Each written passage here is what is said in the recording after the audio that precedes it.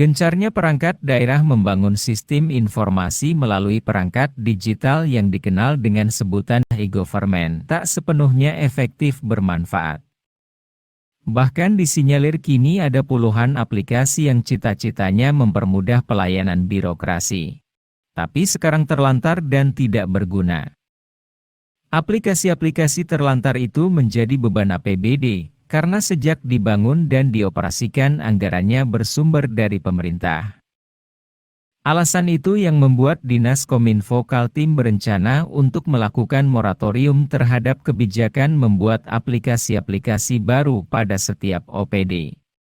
Jadi belum ya, belum pasti. Tapi ada rencana kita mau moratorium sementara ya, moratorium pembuatan aplikasi di pemerintah Provinsi Kaltim. Tentu saja ini dalam rangka penertiban aplikasi.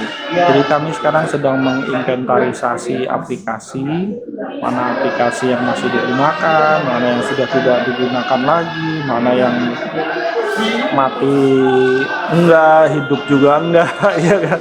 Ya sedang kita inventarisir, kemudian setelah itu kami akan laporkan ke Busekda, apakah ini kita akan take down atau kita buang dari server kita atau kita stop ya gitu. Nah sementara kami juga sedang mempersiapkan super app ya, jadi satu aplikasi besar yang nanti akan memudahkan masyarakat. Sehingga kalau ke Pemprov Kaltim ya cukup satu aplikasi saja. Ya, nanti yang lain akan ngikut di dalamnya. Ya, jadi kita bikinkan rumah besarnya, nanti aplikasi-aplikasi kecil-kecil yang lain itu akan masuk di dalamnya. Rencananya begitu. Nah untuk supaya tertib kita stop dulu lah ya pembuatan aplikasi-aplikasi, terutama aplikasi yang mirip-mirip atau aplikasi yang satu dinas sampai banyak aplikasi yang buang-buang biaya, buang-buang tidak efektif dan tidak efisien. Ya, sementara itu usulan kita, kalau disetujui kita akan buatkan edaran. Aplikasi-aplikasi terlantar itu, sebagai dampak dari gencarnya pemerintah membangun sistem informasi digital yang dikenal dengan istilah e-government. Ada macam-macam sebutan yang memberi gambaran pemerintah masih belum padu mengorkestra lahirnya layanan aplikasi digital di OPD-OPD. Karena itu Pemprov Kaltim menggelar rapat koordinasi mengenal SPB, yaitu Sistem Pemerintahan Berbasis Elektronik. Rapat dipimpin Sekda Prof. Sri Wahyuni didampingi Kepala Dinas Kominfo Muhammad Faisal mendatangkan konsultan SPB dari Yogyakarta, Andi Uniantoro. Nah kalau bicara layanan digital, kita sudah melakukan layanan digital itu, tapi kebanyakan masih parsial, tidak dalam satu tempat yang terintegrasi. Nah dengan adanya SPBE ini, kita akan melakukan integrasi, penguatan. Harusnya orang melakukan layanan digital itu tidak harus datanya tersebar ya, tapi sekali dalam satu tempat yang sama mereka sudah bisa melakukan aktivitas untuk layanan digital. Nah itu kita coba lakukan. Yang kedua terkait juga dengan tematik RB. Nah ke depan kita coba nanti untuk SPBE kita penguatannya tuh untuk pengentasan kemiskinan. Jadi bagaimana nanti data yang tersedia itu bisa menjadi sumber rujukan untuk penanganan kemiskinan.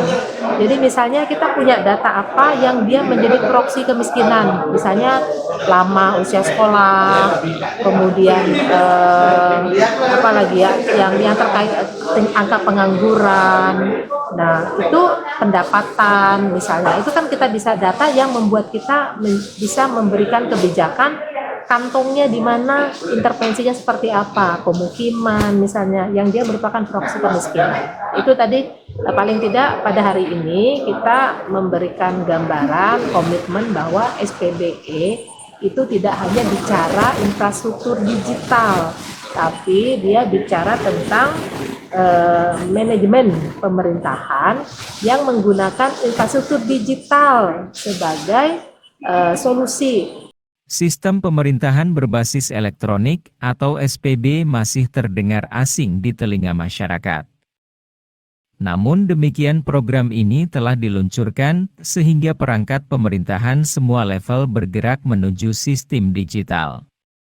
Ya, saya pikir ini satu langkah yang sangat signifikan buat Provinsi Kaltim karena pada hari ini adalah pertama kali Bu Sekda bisa memimpin rapat koordinasi. Walaupun memang secara peraturan regulasi di Perpres 95 sudah dikatakan bahwa koordinator SPB adalah Sekda, dan saat ini Sekda sudah duduk di singgasananya sebagai koordinator SPB, dan saya pikir ini juga akan menjadi langkah awal yang sangat baik untuk membuat supaya SPBE tidak menjadi pekerjaan tunggal oleh Dinas Kominfo, karena memang pemahaman yang diterima oleh banyak pemerintah daerah saat ini adalah bahwa SPBE itu adalah Kominfo. Nah, dengan forum pagi ini atau rapat koordinasi pagi ini bisa mendapatkan sebuah pemahaman yang luas kepada seluruh OPD bahwa ini adalah kerja bareng.